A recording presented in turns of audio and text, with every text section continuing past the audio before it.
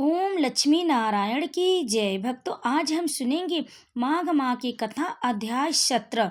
भक्तों, इस अध्याय में हम सुनेंगे नरक में पड़े हुए पापियों के साथ क्या होता है और नरक की कितनी कोटियां बताई गई हैं। आइए सुनते हैं। राजाओं से धर्म की बात कहकर धर्मराज उनके पाप की शुद्धि के लिए अपने दूतों से इस प्रकार कहते हैं।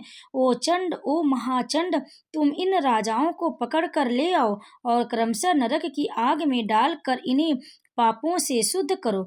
तब वे दूत शीघ्र ही उठकर राजाओं के पैर पकड़ लेते हैं और उन्हें बड़े वेग से आकाश में घुमाकर ऊपर फेंकते हैं।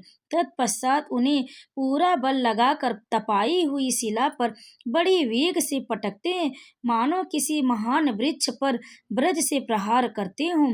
शिला पर गिरने से उनका शरीर चूर चूर हो जाता है, रक्त के स्रोत बहने लगते और जीव अचेत एवं निस्तेज हो जाते हैं। तदंतर वायु का स्पर्श होने पर वह धीरे धीरे फिर सांस लेने लगता है। उसके बाद पाप की शुद्धि के लिए उसे नरक के समुद्र में डाल दिया जाता है।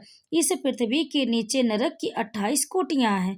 वे 7वें तल के अंत में भयंकर अंधकार के भीतर स्थित है। उनमें पहली कोटि का नाम घोरा है, उसके नीचे सुघोरा की स्थिति है, तीसरी अति घोरा, चौथी महाघोर और पांचवी कोटि घोर रूपा है। छठी का नाम तरल तारा, सातवीं का नाम भयानका, आठवीं का नाम कालरात्रि और नौवीं का नाम भयोत्कटा है। उसके नीचे 10वीं कोटि चंडा है, उसके भी नीचे महाचंडा है। 12वीं का नाम चंड कोलाहला है, उसके बाद प्रचंडा, नरनायिका, कराला, विकराला और व्रजा है। 3 अन्य नरकों के साथ ब्रजा की 20वीं संख्या है। इसके सिवा त्रिकोणा, पंचकोणा, सुदीर्घा, परिवर्तला, सप्तभौमा, अष्टभौमा, दीप्ता और माया, ये 8 और हैं। इस प्रकार नरक की कुल 28 कोटियां बताई गई हैं। उपर्युक्त कोटियों में से प्रत्येक के 5-5 नायक हैं। उनके नाम सुनो। उनमें पहला रौरव नरक है, जहाँ देहधारी जीव रोते हैं। दूसरा महारौरव है, जिसकी पीड़ाओं से बड़े बड़े जीव भी रो देते हैं। तीसरा तम, चौथा शीत और 5वां उष्ण है। ये प्रथम कोटि के 5 नायक माने गए हैं। इनके सिवा सुघोर, सुतम, तीक्ष्ण, पद्म, संजीवन, शठ, महामाय, अतिलोम, सुभीम, कंटक, तीव्र वेग, कराल, विकराल, प्रकंपम, महाप्रग, सुचक्र, कालसूत्र, प्रधर्मम, शुचिमुख, सुनेमि, खादक, सुप्रदीपक, कुंभीपाक, सुपाक, अति दारुण कूप, अंगार राशि, भवन, अकृष, प्रियहद, बृहारम, दुष्टक कुनी, महासतवर्क, क्रतु, तप्त जतु, पंकलेप, पुतिमास, द्रव, त्रपु, उच्छ्वास, निरुच्छ्वास, सुदीर्घ, कुटशालमली, दुरिष्ट, सुमहानाद, प्रभाव, सुरूपभावन, रक्ष, मेष, वृष, शल्य, सिंहासन, व्यघ्रासन, मृगानन, शुकरानन, श्वानन,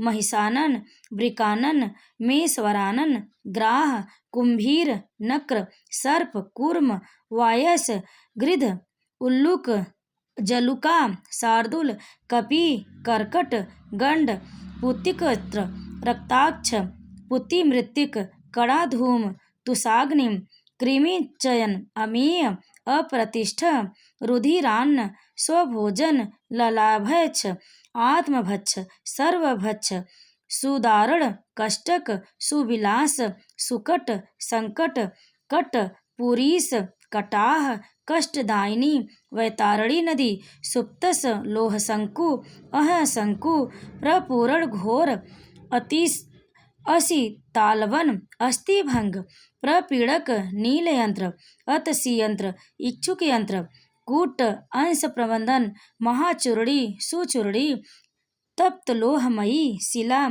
क्षुरधारा पर्वत, मलकूप, मूत्रकूप, विष्टाकूप, अंधकूप, पूयकूप, सातन, मुसलोलुख, यंत्रशिला, सकटलांगल, तालपत्राशिवन, महास मंडप, सम्मोहन, अतिभंग, सप्तशूल, अयोगूढ़, बहुदुख, महादुख, कसमल, समल, हलाहल, विरूप, भीमरूप, भीषण, एकपाद, द्विपाद, तीव्र तथा अवीची। यह अवीची अंतिम नरक। इस प्रकार ये क्रमशः 5-5-28 समुदाय माने गए। एक एक समुदाय एक एक कोटि का नायक है। रौरव से लेकर अविच तक कुल 140 नरक माने गए। इन सब में पापी मनुष्य अपने अपने कर्मों के अनुसार डाले जाते और जब तक भांति भांति की यातनाओं द्वारा उनके कर्मों का भोग समाप्त नहीं हो जाता तब तक वे उसी में पड़े रहते। जैसे स्वर्ण आदि धातु जब तक उनकी मैल न जल जाए तब तक आग में तपाए जाते, उसी प्रकार पापी पुरुष पाप क्षय होने तक नरकों की आग में शुद्ध किए जाते। इस प्रकार क्लेश सहकर जब ये प्रायः शुद्ध हो जाते हैं तब शेष कर्मों के अनुसार पुनः इस पृथ्वी पर आकर जन्म ग्रहण करते। तृण और झाड़ी आदि के भेद से नाना प्रकार के स्थावर होकर वहाँ के दुख भोगने के पश्चात पापी जीव कीड़ों की योनि में जन्म लेते, फिर कोटि योनि से निकलकर क्रमशः पक्षी होते, पक्षी रूप से कष्ट भोग कर मृग योनि में उत्पन्न होते, वहाँ के दुख भोग कर अन्य पशु योनि में जन्म लेते, फिर क्रमशः गो योनि में आकर मरने के पश्चात मनुष्य होते। माताओं, हमने यमलोक में इतना ही देखा। वहाँ पापी को बड़ी भयानक यातनाएं होती हैं। वहाँ ऐसे ऐसे नरक हैं जो न कभी देखे गए थे और न कभी सुने ही गए थे।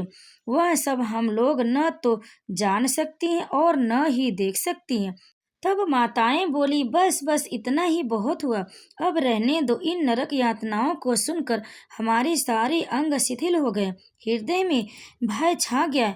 बारंबार उनकी याद आने से हमारा मन सुध बुध खो बैठता है। आंतरिक भय के उद्रेक से हम लोगों के शरीर में रोमांच हो आया है।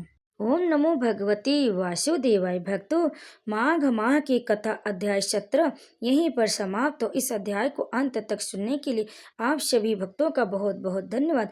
अगर आपको यह अध्याय पसंद आया तो लाइक करें, शेयर करें और कमेंट में जय श्री कृष्ण विष्णु भगवान की जय लिखें और हमारे चैनल को सब्सक्राइब जरूर कर लें।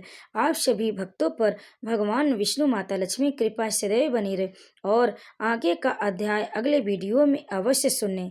जय श्री कृष्ण। ओम नमो भगवते वासुदेवाय। राधे राधे।